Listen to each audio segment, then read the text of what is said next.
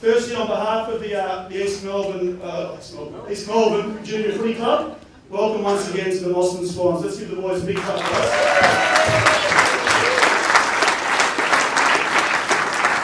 And obviously to the parents and the coaches and all that continue, that goes without saying. Look, there's a number of things that we need to do in terms of presentations and acknowledging the game and so forth. We'll get to that in a little bit, all right? Where we want to start is that we've been very, very lucky to secure an absolute top-flight AFL footballer who's on a very busy schedule, but he's taken some time out of his schedule to come and talk to us. So what we're going to do is we're going to take the opportunity to have a quick chat with him first. Now, does anyone think they know who the person is on my right? I'm going to ask one of the Swannies. Yes, young man. James McDonald. And what footy club do you reckon he belongs to? Huh? Melbourne? Alright, is he just in the team or is he something a little bit more than just in the team? Is he the captain? He's what? Is he the captain? Yeah. Are you the captain? Yes. He is the captain! Alright. Now, what I want you to do is spend some time thinking about any good questions you might have for the captain of the Melbourne Footy Club. But I might start the ball rolling. James, I'm right in saying there's four boys at least in the McDonald clan, all good footballers. Yeah, no, we obviously grew up in the country up near Ballarat, so didn't have too much to do back up there. So we played a lot of footy and a lot of sports. And Alex, Anthony, and myself all went on to play AFL football, so we were pretty lucky. And the inevitable question in that situation is who has been the best footballer?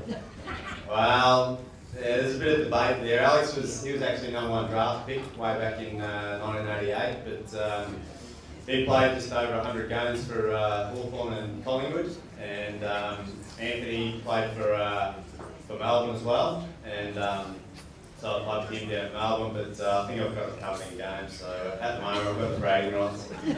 Very good. And can you tell me when it comes to the Melbourne Best and Fairest? I had a quick look on the website. Alright, I've done my research. I'd go back to the early 30s, some bloke won 4 down there, I'm not sure if you remember that. But you're amongst an elite crew. How many have you won, and who else do you know has won the same number as you? Yeah, I've won 2. I've been fortunate enough to win 2 Best and Fairest. I think Jimmy Steins might have won 3 or 4, which is 4, yeah. And there's a few other. I think Gary Lyon might have won 2, and Todd Vining might have won 2. So so I've been pretty lucky and fortunate to be able to take out the Best and Fairest. So I know it's a team game, but have you got any aspirations to making that 3? Well, off the record, yes, but where I'm at the moment in my career, I'm getting towards the end, and with Melbourne Football Club, we've been doing pretty tough the last 2 or 3 years, so I'm on a personal point of view, I'm just after a bit of team success now, and we've got a good bunch of kids coming through, so this year we've showed some good signs that we're improving, but we're still a little bit inconsistent. Last week was one of those inconsistent games, but I think we're heading in the right direction, and for me personally, I just want to, I'd love to be able to play finals one more time. Fantastic. Now, just going back, if you can, when you were a kid, we've got under-11s sitting around the room, even though some of the Swan parents think that some of our under-11s are 12 or 13, I can assure you we'll have birth certificates for Lockie Hyde after the proceedings. Going back to when you were young, can you remember a time when footy switched from being something you loved just to do on the weekend, when you felt serious about, this could be something that I really do as a career and I need to get serious about it? And if you can, what did you actually do to get yourself in a position to play at the top level? I suppose probably wasn't until my oldest brother Alex got drafted, and I think I was about 12 back then, and so that probably ignited the fire in me to follow in the footsteps of him and Anthony as well. But probably when I was 10 and 12, you'd probably I don't know what you kids do, but I used to run around in the paddock at home and play footy by myself and against my younger brother and commentate and think I was Gary Ablett Senior and all those superstars that used to play. And I'm sure you kids do as well. But I think the main thing is, especially at your age, is just to go out there and enjoy it and have fun. And that's the biggest thing, and that's what we still preach at down in Melbourne, is you play football, it's not for the money or anything like that now at a professional level. It's because you started playing because you enjoyed it. So if you can keep getting the enjoyment and don't take it too seriously. Fantastic. Now, one thing, let's give him a clap. One thing that I think, James, is true about our game is that, it's very physical, and, 360 degrees you can get hit running backwards, forwards, going up. You don't look to me as a heavy set, sort of strong man. In fact, rumour has it when you started you might have been something like a low 70 kilo, which for you kids means he's pretty light, all right? I think I'm 83 or something. So how was it that a guy who's so light is able to play so well at that sort of level of physical sport? We'll just skirt around the packs and don't go and get the hardball probably.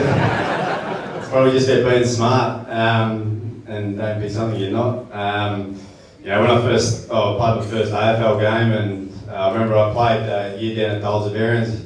Used to have to wear 3 jumpers. I was that small just to give myself a bit of padding. And but finally, I haven't put on too much more weight, but I've increased my strength, and we do that through a lot of weight training and improving our leg strength and our core stability, which is really important these days.